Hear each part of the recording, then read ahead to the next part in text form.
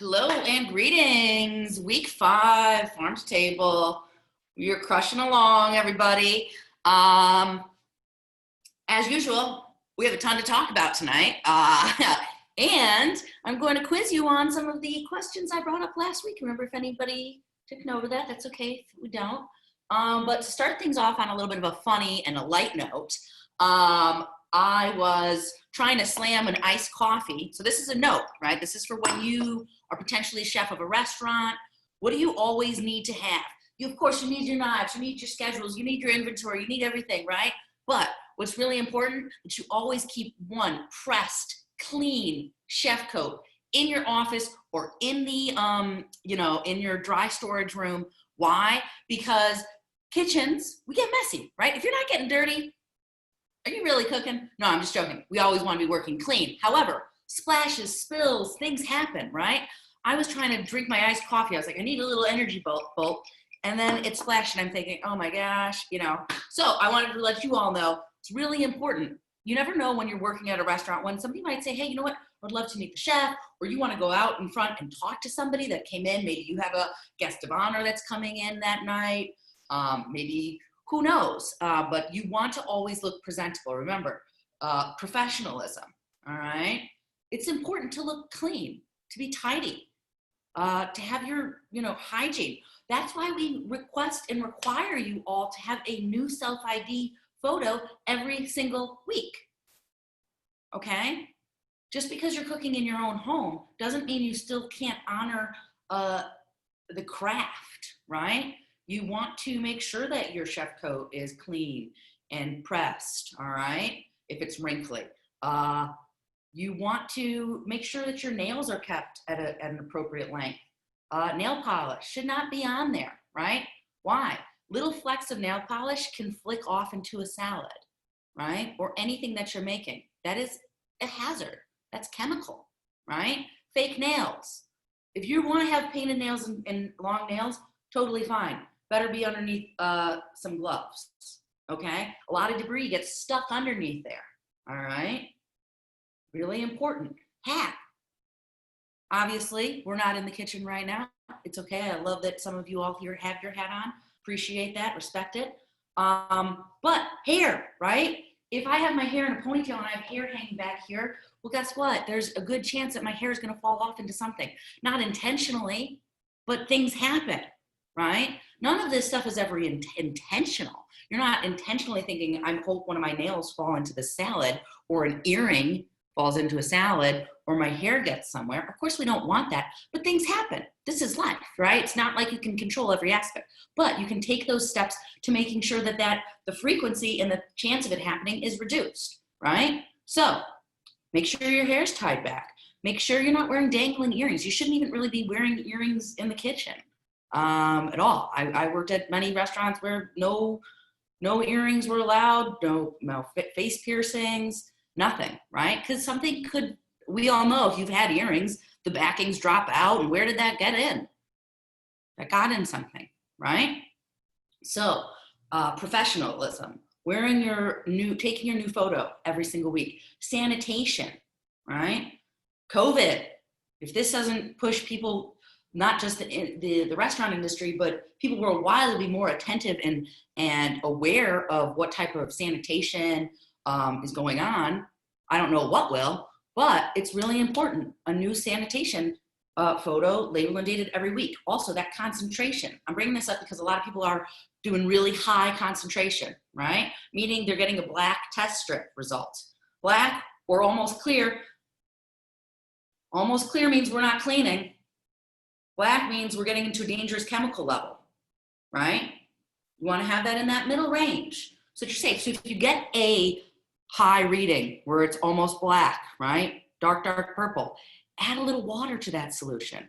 Tear your test strip in half. Make sure you're agitating, stirring it all up so you don't have bleach sitting at the top, right? Or at the bottom. Make sure, warm water. Okay, do that test reading. If it's really low, you need a little more bleach. If it's really high, you need a little more water. Pretty simple, right? Pretty easy adjustment to make, all right?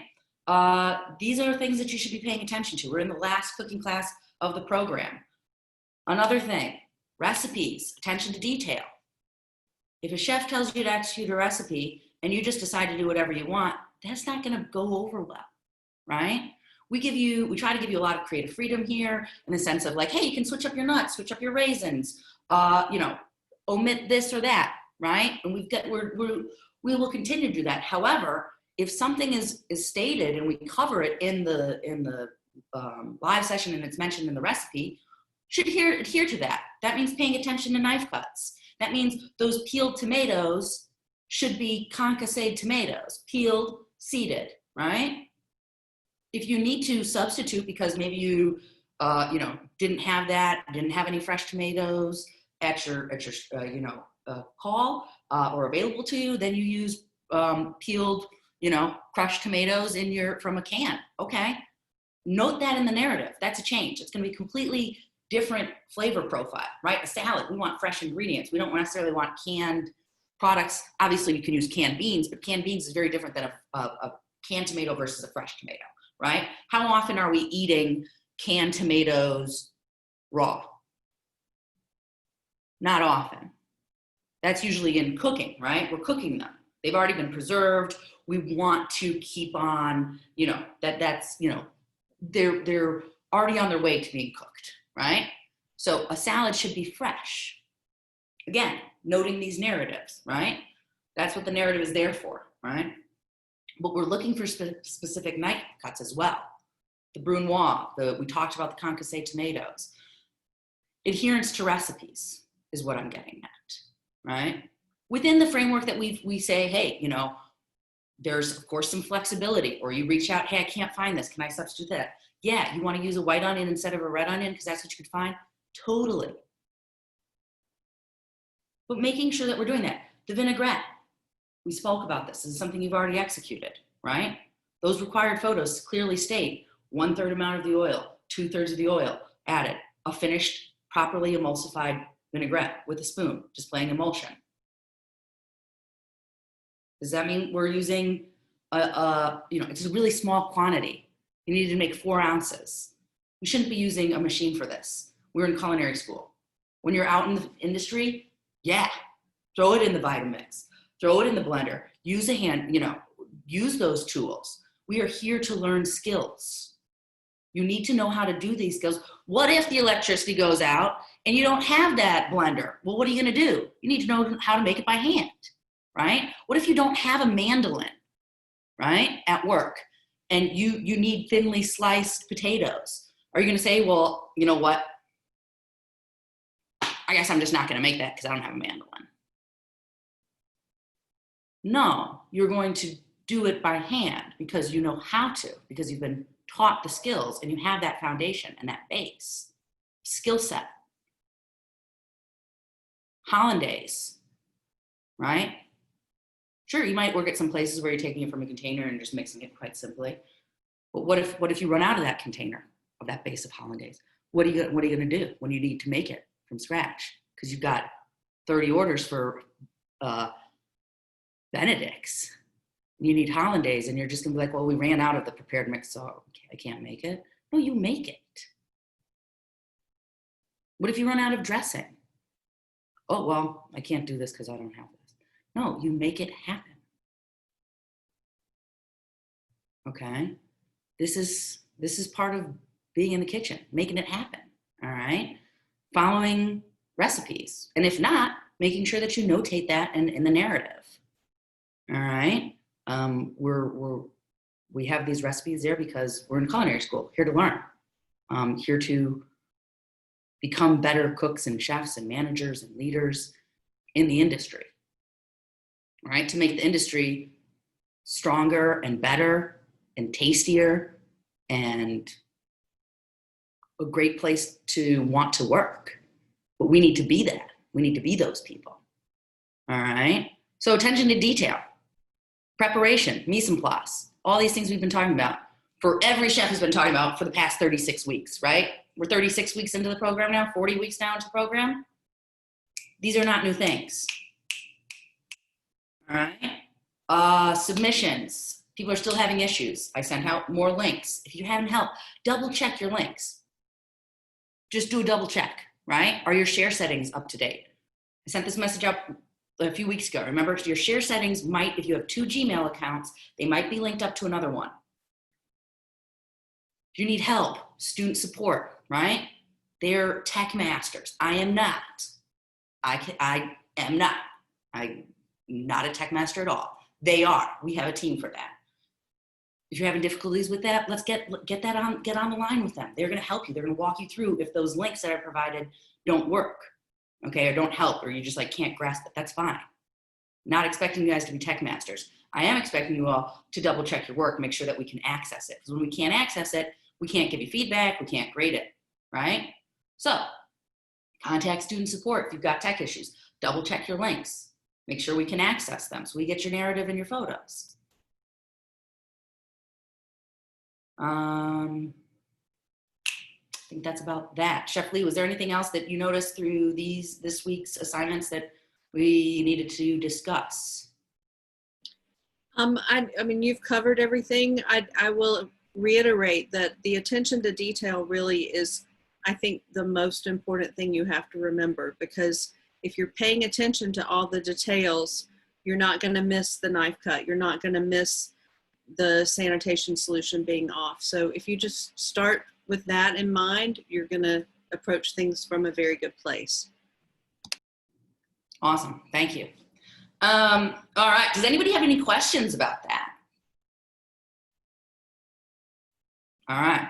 Cool. So this week, I know, not the most exciting of recipes. However, revisiting, right? Lo and behold, simple recipes, it rises to the top, right? We've got some issues here. We need to be focused, right? We need to be, it's like, oh, it's an easy recipe. I got this, no problem. And it's like, no, that's when we, like that gazpacho recipe, right? And we're like, knife cuts, right? All you're doing is blending some ingredients. Where are those knife cuts on the garnish, right? Where's that attention? You've got granola baking. You need to go check on that. We're not bakers, all right? You need to go check on that oven, right? We're used to being on top of our ingredients, watching the change, those observations. So when you put something in the oven, you need to make sure you're checking on that. Stir it up, make sure you get even baking, right? So, did anybody have any issues or questions or things that they would like to ask regarding the week 4? Otherwise, we are hopping into week 5 because we've got a lot of talk about sustainability.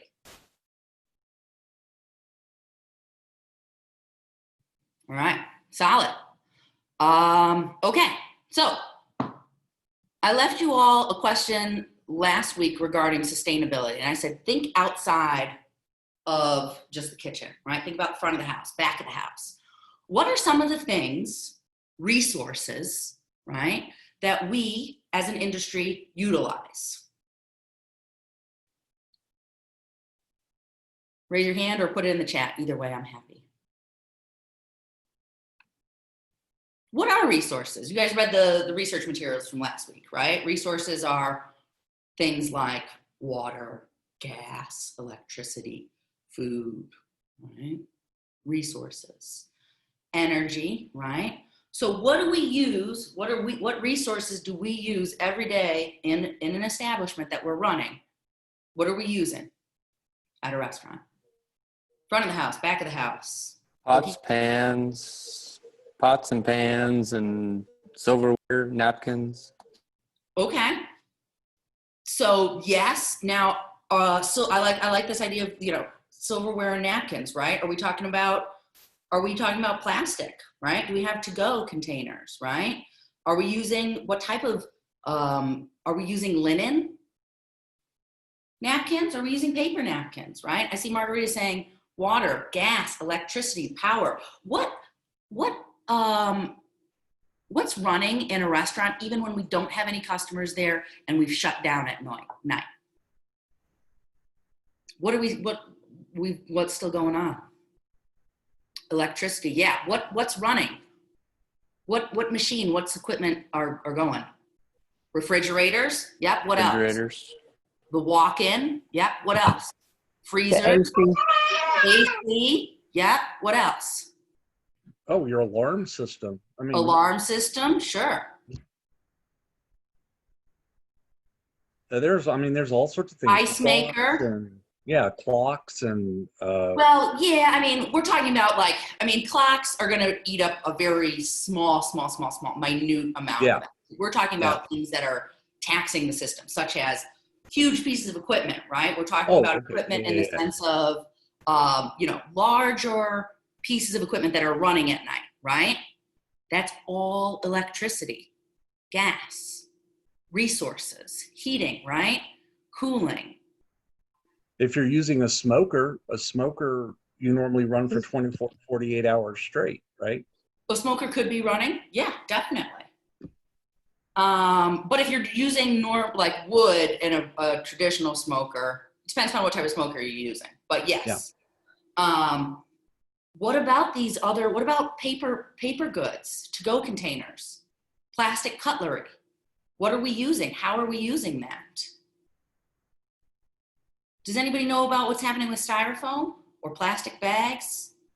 Renewable versus non-renewable, basically ecological friendly um, uh, materials. All those styrofoam containers and everything are filling up landfills and Yeah. contributing to the great spot in the great trash pit in the ocean, right? Yeah, exactly. And Mary just hit it. Styrofoam is banned. Plastic bags are being banned. You guys, things are changing.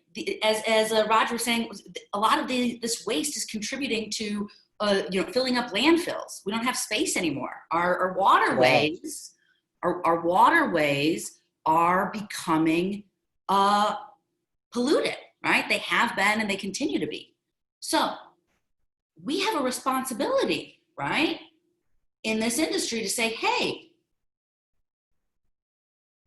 what do we need to do? What do our customers also want, right? What does state law say? Can we use styrofoam?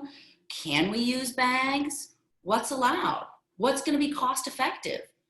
The innovations and new products that are coming out there from bamboo. Somebody mentioned straws. We'll talk about that. From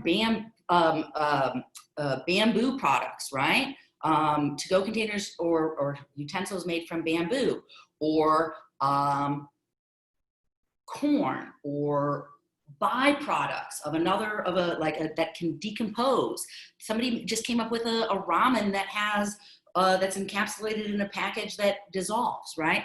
Things are happening, things are changing. Now, what comes with some of those new inventions? Cost, right? What's cost effective? Yeah, they aren't necessarily always cost effective. However, in the long run, if we're protecting our earth, we're being sustainable, right? We're trying to promote the longevity of generations to come and the earth and what we can eat and get from it. That's important, right? Not just for us who live in one country, but the world, right? We have to not just be thinking about us. We have to think about people in other countries.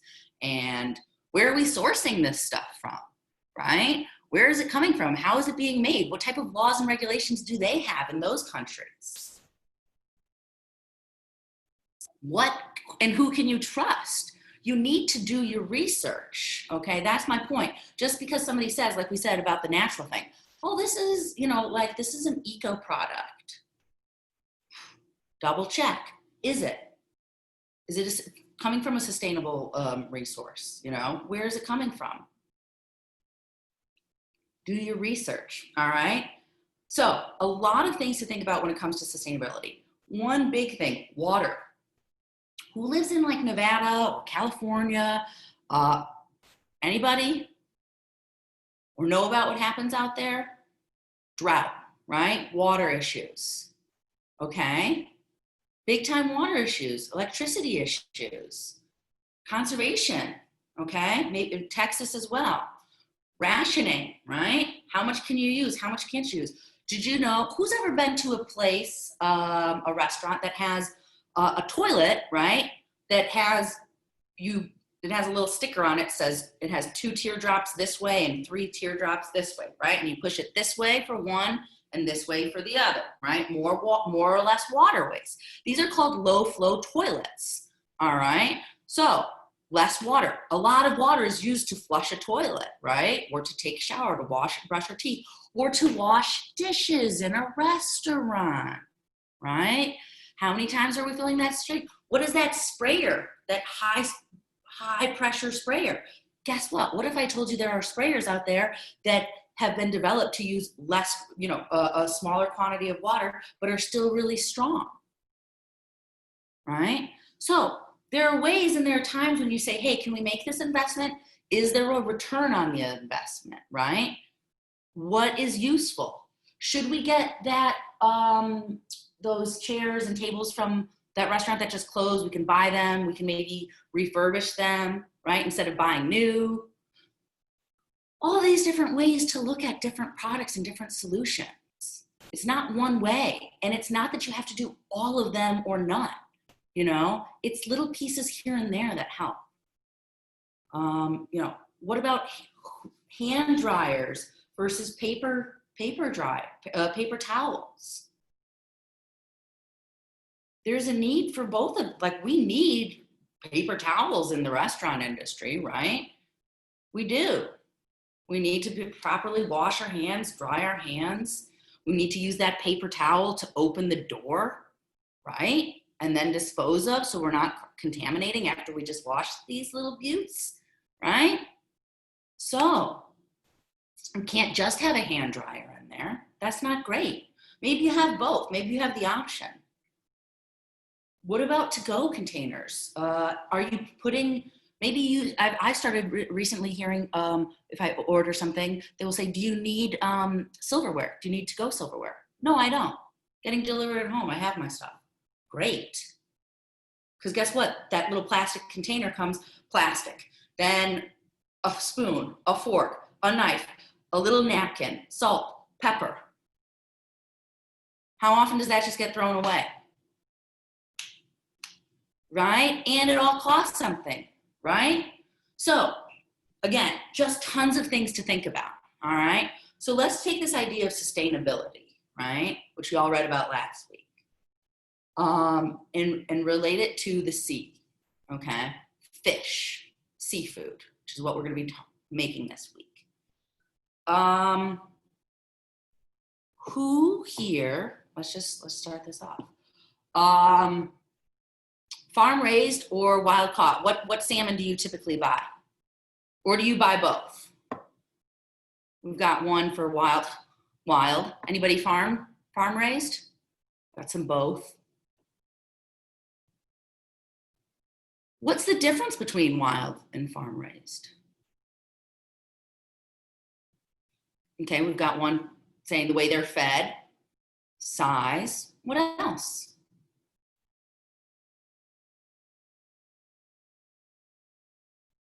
The water that they're in, flavor, yeah, taste, flavor. Those are end results, totally. Sustainability, taste, yeah, great. What about the way they're cared for? How about, do they have room to swim?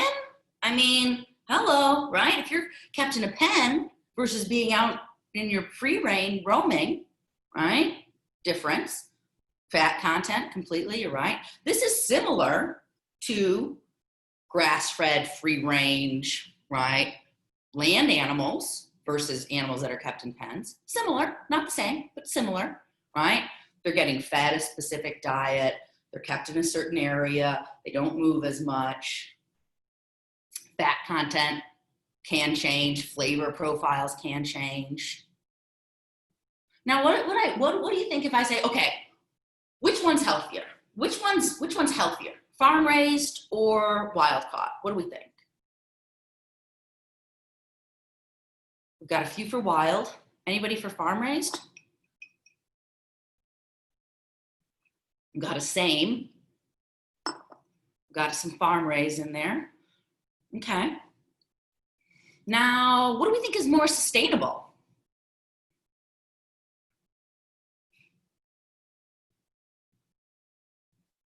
Roger was talking about the pollution in the ocean. Good point. Sustainable, we're getting a lot of votes for farmed, right?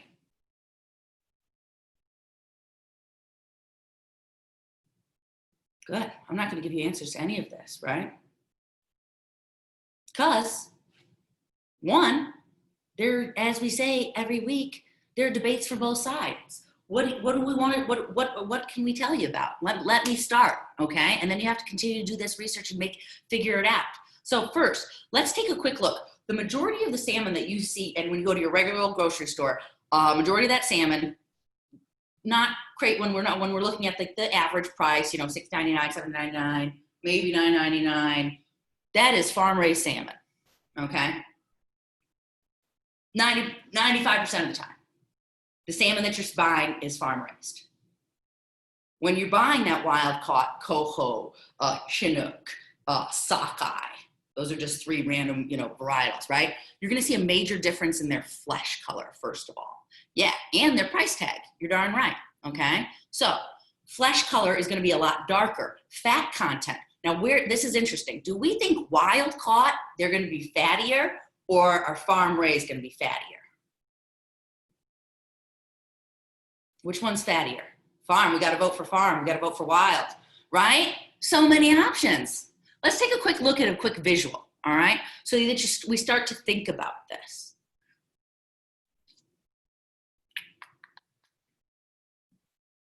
There we go. Now, again, like I said, you gotta double check your resources because there are a lot of internet sites out there that are gonna be like, look at how horrible this farm raised is and look at how beautiful the wild caught is. You can't just trust the totally, you know, the far ends, right? That's somebody who's not really being fair, okay?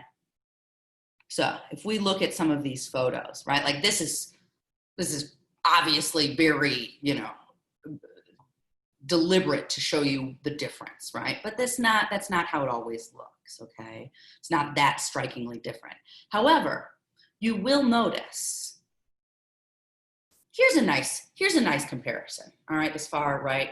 It's not, or this one, it's not so aggressively different that you're thinking that's like this one where it's like, that's not even the same product, right? This is fairly reasonable of a visual comparison, all right?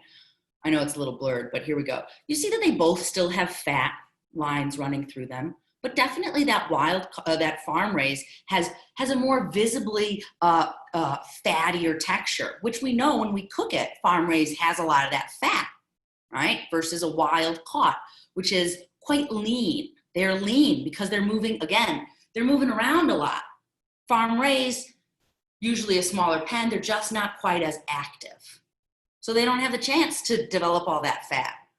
The ones that are kept up in the pen, they're getting fed, they're eating, they want to plump up, get a little fat content in there. Great for the markup price, right? Now we're getting a lot more fat in our you know, price per pound compared to our protein ratio, right? Now, when we look at nutrition, right? Okay, somebody was saying, oh, well, maybe the farm raised is better because the diet is controlled. Maybe, but what's that diet comprised of? Is it a diet that the fish are used to eating? If not, how is that difficult for the digestive system? Okay. They eat algae. Maybe the other fish are eating some plastic, little pieces of plastic, right? That's a thing. So, farm raised versus wild caught. We've got taste differences. We have fat content differences. We have sustainability issues on both sides. You know why? How do we go about fishing? Who do we trust that's fishing? Are they destroying the ocean? Do they have a lot of bycatch that is just getting caught and thrown off the side because it's not useful for them?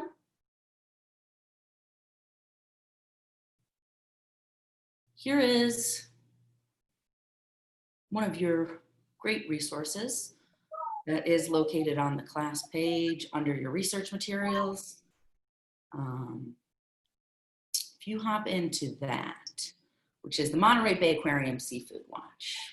All right, you're gonna get, sorry, one second, I'm gonna get this, there's some background noise going on. All right, so here we go. Tons of information from different fishing techniques, which is located right here. Let me pull this up. Where the heck are we? Sorry, there we go.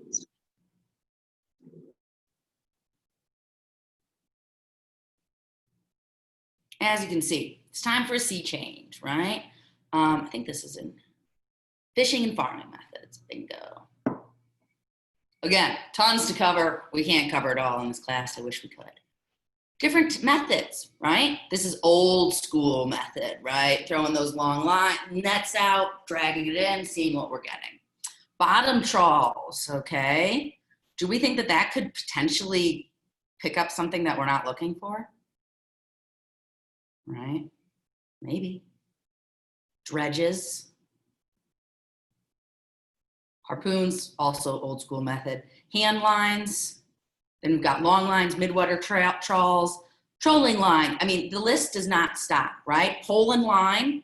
Pole and line is probably one of the most sustainable because you're not catching other fish that you don't want. You literally just want catching the fish that you want, and you release the rest.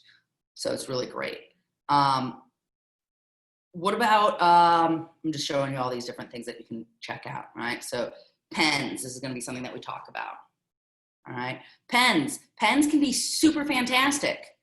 You know why? Because what if they look like this? What if those pens are located here? You know, that water looks pretty pristine and nice, and it's in nature, right? Got some off the coast of Chile in nice cold water. What if some of the pens, though, look like, let me find a good one. Well, what about this? This looks a little overcrowded and uncomfortable, doesn't that? I don't know if that looks great. That doesn't look happy to me. So who's regulating this? Where are you sourcing it from? Every country has different guidelines, okay? So you need to figure that out. Where do you want to get your fish from? Where are you sourcing from? This beautiful link, again, like I showed you, is gonna give you a ton of awesome information. Check out the consumer guides, okay? Who wants to give me a state that they're in? Actually, I'm just gonna put Chef Lee, she's in Georgia. So, let's increase the size of this. And you've got this whole, how to use the guide, right? Green, go, yellow, okay, red, avoid. Now, what's really interesting about this? Well, I see cod on this list. I see cod on this list, and I see cod on this. Well, wow, it gets a little confusing. Okay, so I need Pacific cod, not Atlantic cod that's been caught with a long line or trawl. Wow, how do you specify that? You go to the grocery store. Well, guess what? When you're ordering and you have an establishment, you can have a lot more connection to your sources, right? You're gonna be working with the fish purveyor. You can get that information. But again, cost, right? Tilapia, the US favorite fish for the past, I don't know, tilapia and salmon, right? So best choices, tilapia from Canada, Ecuador, Peru, and the US. And then we've got avoid from China. Now, let's take a look at why we're saying the avoid. It says, take a pass on these for now. They're either overfished, lack strong management, or are caught or farmed in ways that harm marine life or the environment. Good alternatives, it's okay, but maybe they're on the radar, right? Are they being overfished? Are they being farmed the proper way? Do they have fresh water? Okay, so a lot of things to start thinking about. Even the salmon. We've got salmon from New Zealand and salmon over here, Canada, Atlantic, Chile, Norway, and Scotland. It gets complicated. I'm not saying it doesn't, all right? But it's about being aware, again, of your product And what do your guests and customers want? What price point are they willing to pay? What if you present them with a wild caught salmon and they are used to eating farm raised salmon? They're gonna be like, whoa, what's going on with this fish? Right? There's the chance for that. You have to know your customers. You have to know your price point. You have to know what you can sell, what makes sense to sell. And if you're going to use and be a restaurant that chooses to sell fish or whatever product that is sustainable, okay, you want to be making sure that you are highlighting that on the menu, because there's going to be a menu price increase on that, okay?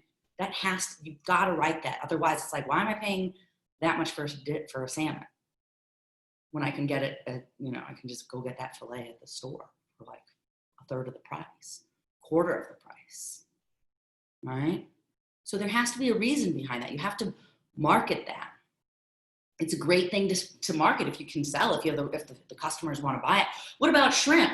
Everybody, I mean, a lot of people love shrimp, right? I know I do. What do we think most of that shrimp that we're eating at? Yeah, right? At restaurants, deep fried, this, that, the other. Do we think that's like awesome, sustainably caught shrimp? Or maybe not. What's the size, right? Size on shrimp. What about shellfish? Can shellfish be sustainable? Most definitely it can be. Okay, tons of factors to start thinking about. Here's one more cool thing. I sent out that message the other day about food fraud, right? From honey.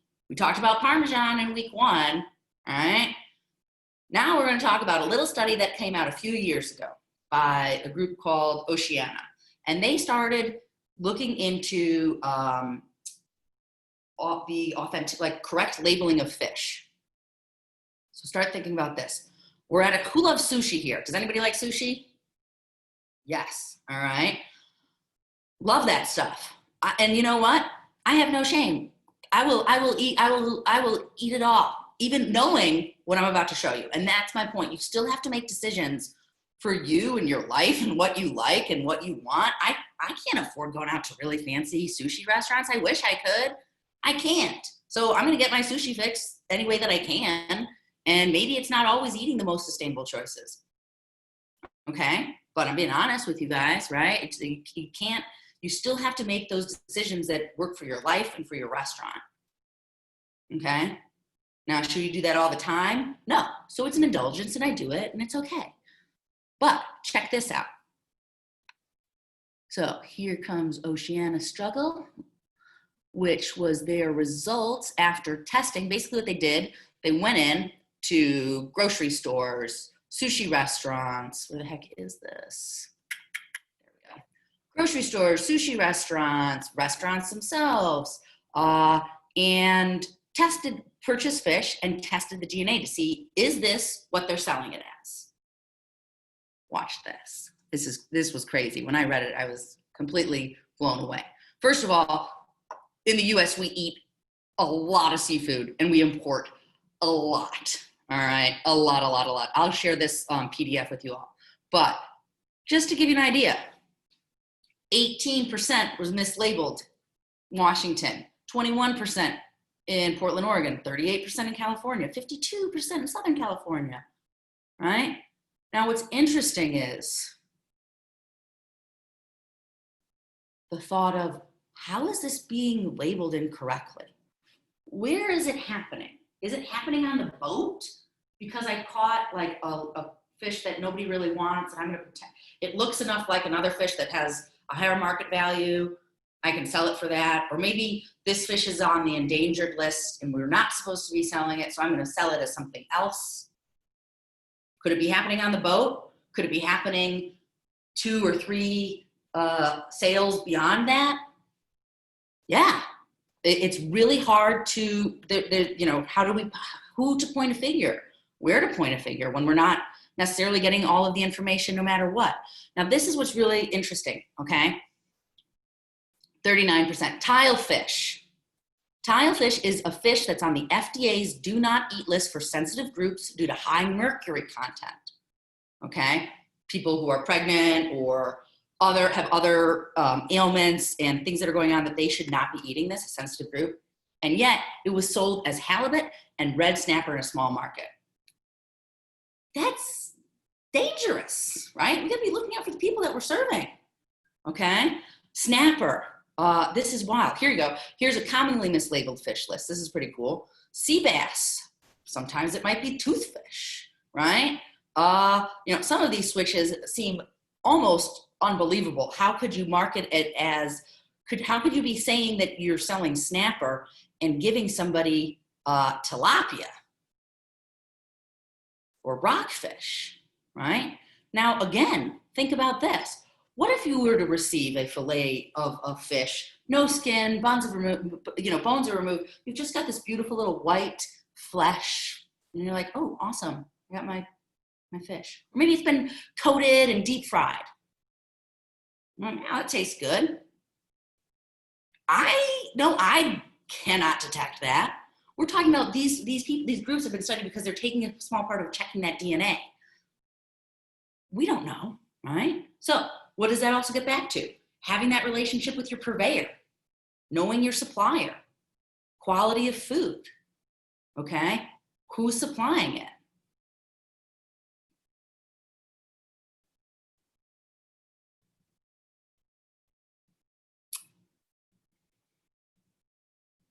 This is a part of the world, right? Where food fraud has been going on.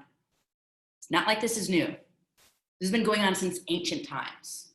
When I say ancient, I mean the original spice trade, okay? Remember, the majority of the world didn't have spices. Remember from your Cuisines of the World class? Spices did not originate in pretty much anywhere other than over in the spice land, right? That's why there was called, the Silken Road and bringing all these spices, right? Black pepper, cloves, cinnamon. These were very basic spices that were great for masking the flavor profile of spoiled meat, right?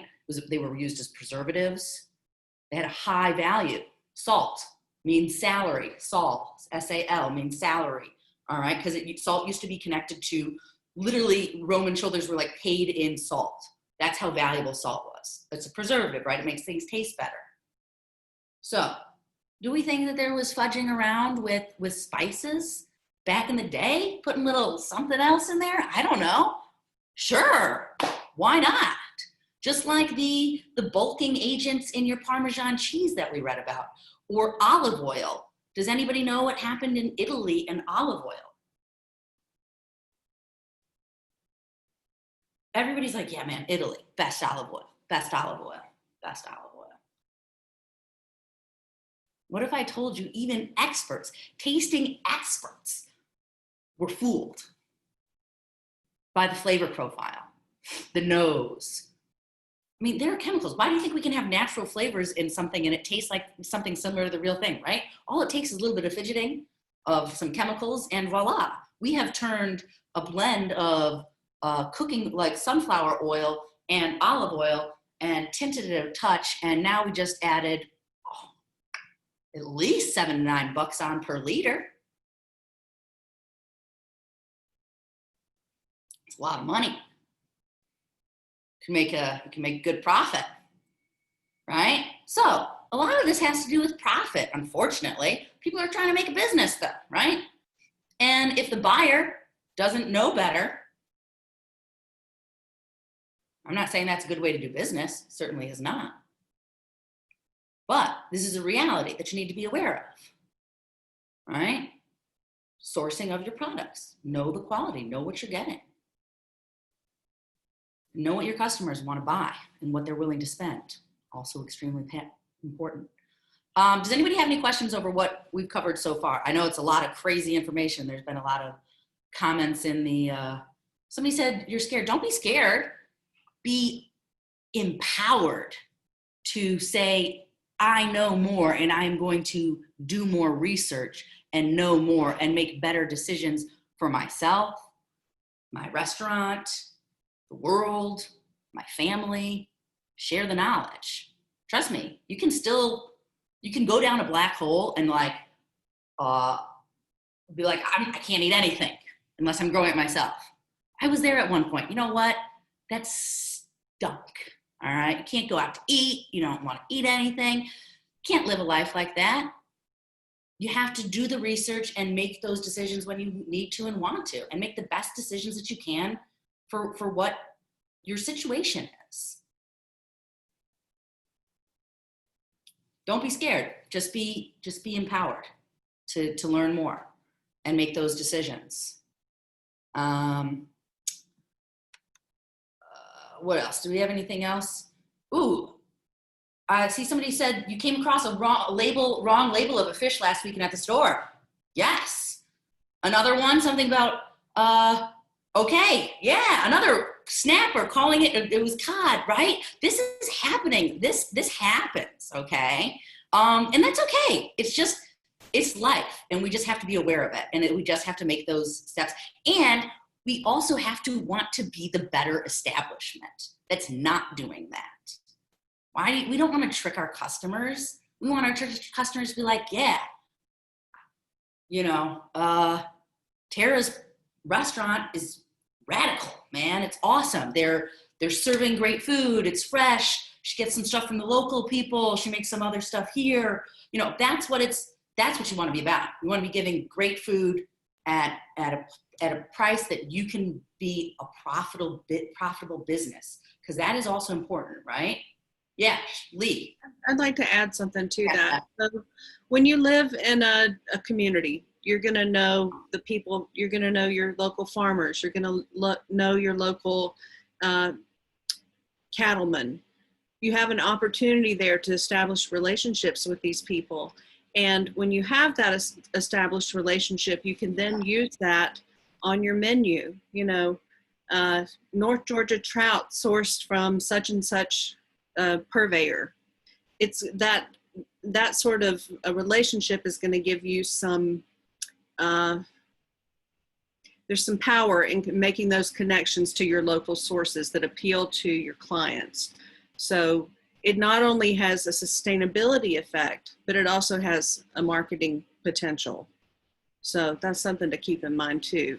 The more you can educate yourself and be aware of the resources that are available right at your fingertips, the more holistic benefit you're going to have when you're running your restaurant and when you're working as a chef.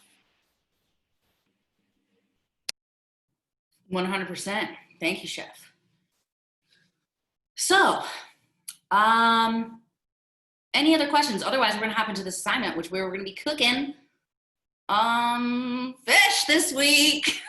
So, you got a choice of fish or seafood, and I highly suggest saying, hey, if you've got it in your budget for this week, get a piece of, if you have the option, some farm raised versus wild might be an interesting taste comparison to see. If you've never, definitely not required, but just an option. Also note, Chef Lee and I were talking about this the other day, fresh frozen seafood is great. There's nothing wrong with buying frozen seafood. Do you know why? Because most of the seafood that you're buying anyhow has been previously frozen. They catch it on that boat, they fabricate it, freezing. All right. A lot of that fish has been frozen really quickly, and then it's shipped. Okay. And then it's defrosted, thawed out, in a walk-in, and then it's placed in the display kit. Most of the time it's previously been frozen. So unless you live in an area where, you're getting a lot of that fresh caught fish. And even then. So nothing wrong with that. And you can oftentimes find more cost friendly wild caught products frozen as opposed to, not fresh. It's just a good way to buy it. So let us hop into the recipes. So we are cooking a little thing called en papilote, which means essentially in the newspaper, okay?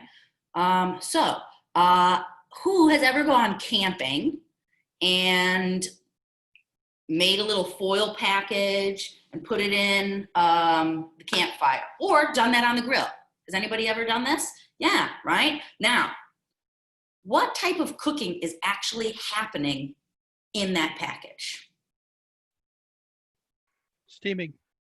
Boom, steaming it is. Yes, you are steaming, right? So what does that mean? When we seal our little package, it has to be nice and tight so that steam doesn't escape, because otherwise we're not cooking with full steam, right? So here we go, let's hop this up.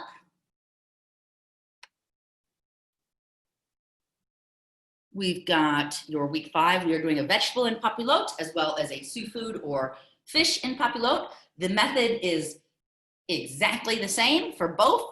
You're gonna have different cooking times for both of them, especially depending upon what type of vegetable you choose to use. We're gonna cover vegetable choices and what you can omit or substitute right now. But these are the same photo requirements are for each of them. That's self-ID, SANI, mise en place, right?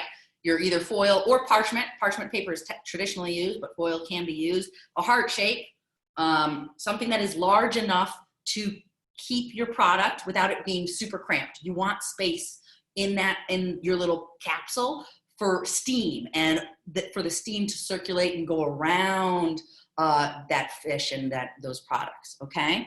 And then 2 identical plates showing the fish and vegetable. Now, up to you. You can either plate it with the in your package, or you can take it out and put it on. It's up to you. Now, traditionally, what do we know what's going to happen when we open up that package that has all this steam and flavor? What do we get hit with when we open that at the table?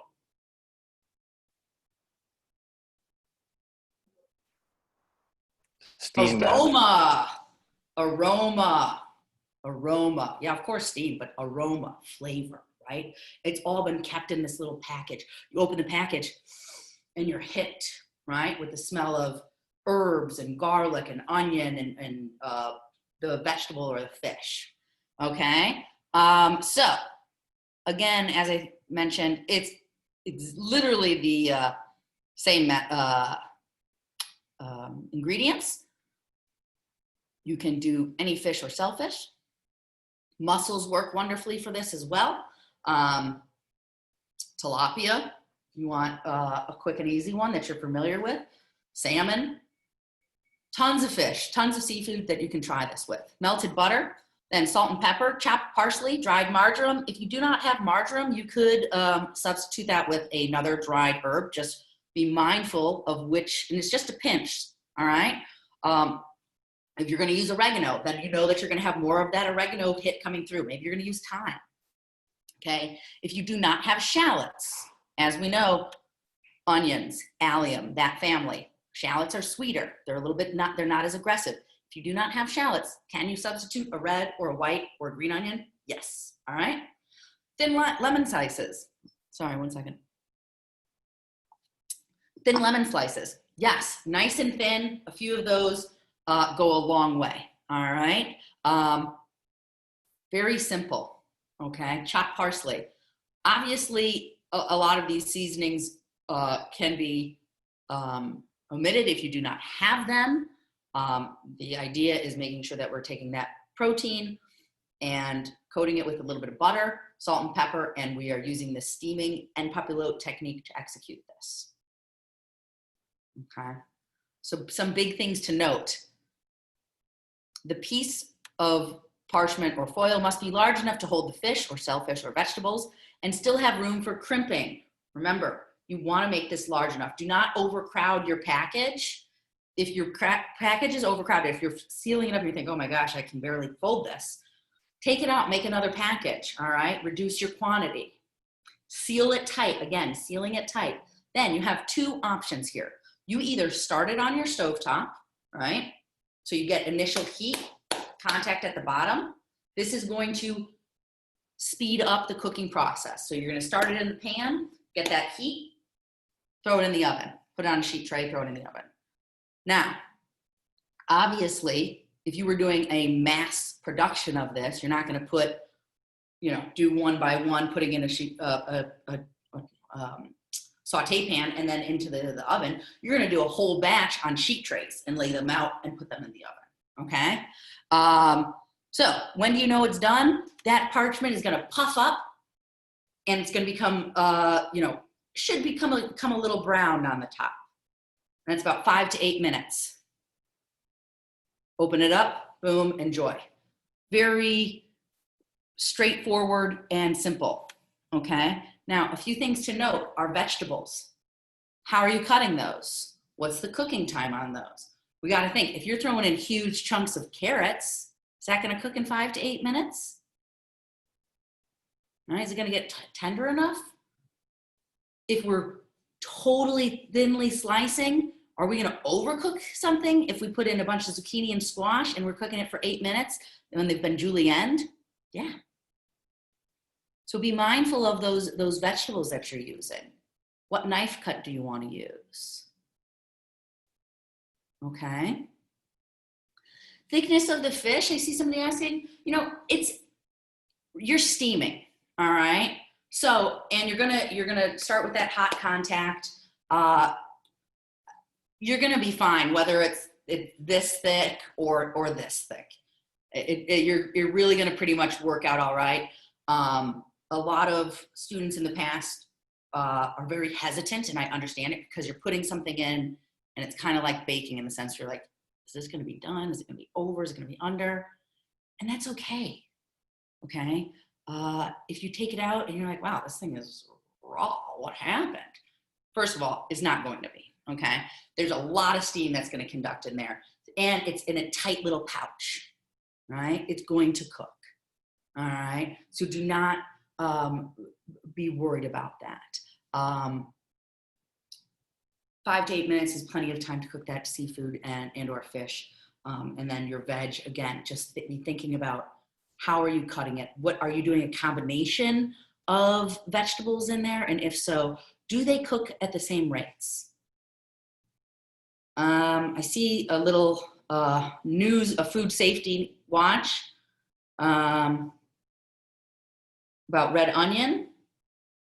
Definitely check where those have been distributed. I didn't see that, but thank you for sharing, Calvin. Always important to be on those food watches, right? You don't know when you may or may not have purchased some contaminated products. So check that out. Check out where that distribution was. Robert, I see your hand is up. Yeah, if you're using shellfish such as lobster tails, do you take them out of the shell and do you chop it up or cut it up into bite-sized pieces before you cook it, or do you cook it in the shell and then out? I mean, you could do either one of those methods, to be honest. But have you used the empapillote technique before? Because I don't know if you want to give it a roll on lobster. I mean, unless you're getting a sweet deal on lobster.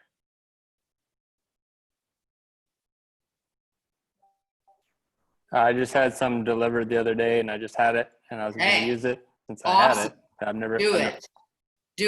I would think utilization, the shell, right? Shell can be used for another application, right? You can make a nice stock out of it. You can make a lobster bisque. I mean, a small one, but start thinking about that, right? Flavor.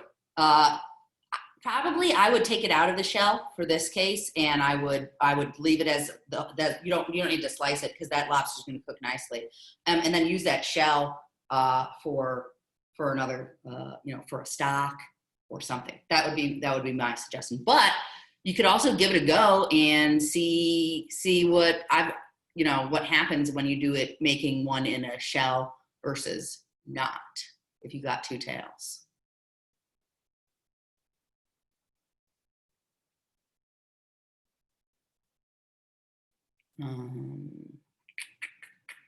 Yeah, everybody, Robert, you shouldn't have let people know. Now everybody's coming. Everybody's coming for lobster now. Are you making a beurre blanc for that, or a hollandaise? No, I'm just joking. I'm making a cream butter. A cream butter sauce. Excellent. Little lemon in there. Voila. Okay. Yes, you have your choice of fish or seafood, as well as your choice of vegetable. Again, be conscious of the knife cut that you're using for your vegetable and the type of vegetable. Root versus, a quick cooking. Remember, we're steaming, okay? What vegetables steam well and what knife cuts are you gonna put on those? That might help you kind of figure this out, right? What is gonna lend well to that? All right, sounds good. You too, Selena. Does anybody else have any other questions?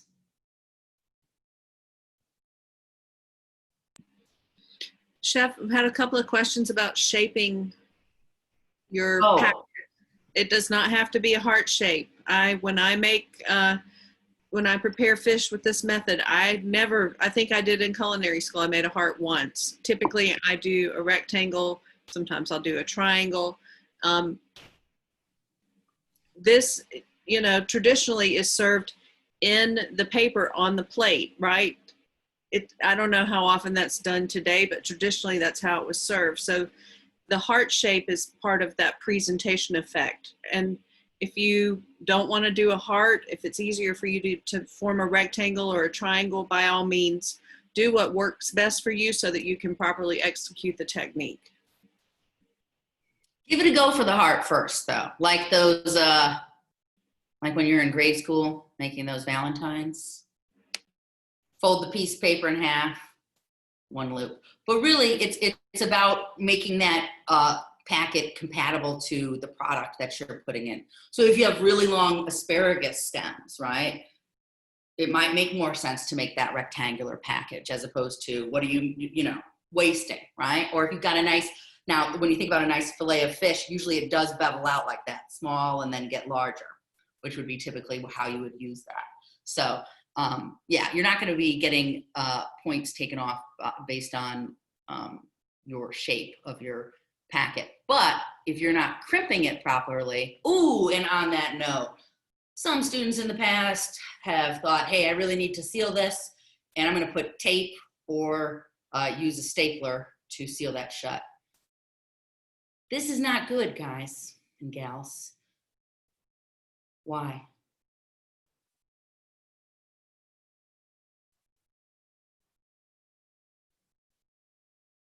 Sanitation. Sanitation, hazard, yeah, exactly. None of that, right? Also, like if you're making a sachet or a bouquet garni ever, don't use a rubber band and throw that in your pot. Seen it happen. Not only once, okay?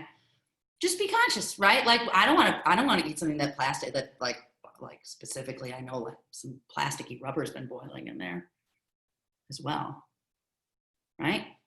What if that thing snaps? Now you got little rubber pieces, you botched the whole thing. What if a staple falls off and goes inside your fish, right? So, cool. This recipe is fast, efficient, and flavorful. Give it a go. Maybe try a new fish you've never had. Think about your knife cuts, how you want to prepare your vegetables. And like I said, if you need to adjust your aromatics, there is a little wiggle room with that. Make sure that we've got those basics met. Don't go adding a bunch of spices, but if you need to do thyme or oregano or basil for your marjoram, no problem. And an easy switch for your onion as well. Okay, and let's keep pushing, class.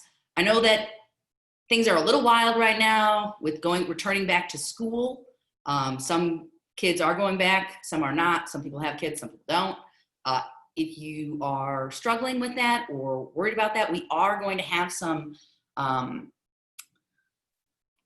talks put on by other chefs and staff that might have some advice for tips, or even other classmates who dealt with this, other grads that dealt with this back in March. Maybe you dealt with this back in March and you were super successful and you managed to figure out a way how to teach your kids, and teach, just go to school yourself If you've got tips, share them with your classmates. I'm sure everybody needs help and advice and tricks to survive the upcoming school year. So just, know that you're not alone in that. A lot of people, a lot of our, not me particularly, but a lot of our staff have children that they're going to be at home. A lot of your classmates have children. And so everybody's trying to figure out how to make the balance work. And if you're struggling with that, reach out, let us know. We've got Chef Mike who can help you with time management. And then we're going to have some tips and tricks coming in later from some other staff and other classmates down the road about maybe just ways of making it work, because it's not easy. And be proud of yourselves, because going to school is not easy, first and foremost, not to mention online, where you have to be extremely driven and motivated and set up your own time and your own schedule. Then you're balancing life, work, family. It's not easy. So be proud of all yourselves, okay? And keep pushing and keep focusing and keep kicking butt, but just know that you're doing a really dang good job and that it's not easy, all right? So, Chef Lee, anything else? Nope, just keep up the good work. She's right. You guys are juggling a lot, and I commend you for the grace and dedication you're applying to this part of your lives, for sure. Totally. And I'm going to send out a lot of crazy information about farm-raised fish and sustainable fishing methods after this class. Yeah, Gregory, what's up?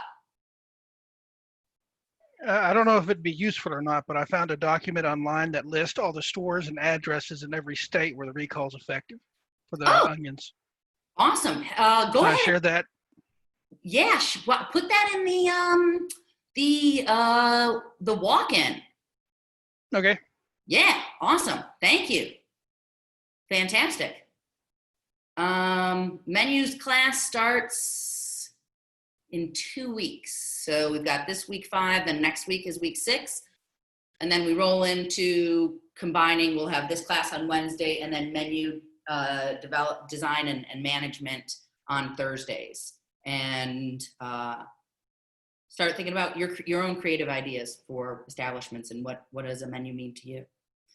All right, cool. If you've got questions, let us know. And like I said, be proud of yourselves for taking this leap and being close to the end and continue to push it.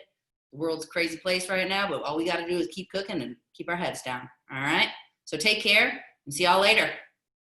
Bye.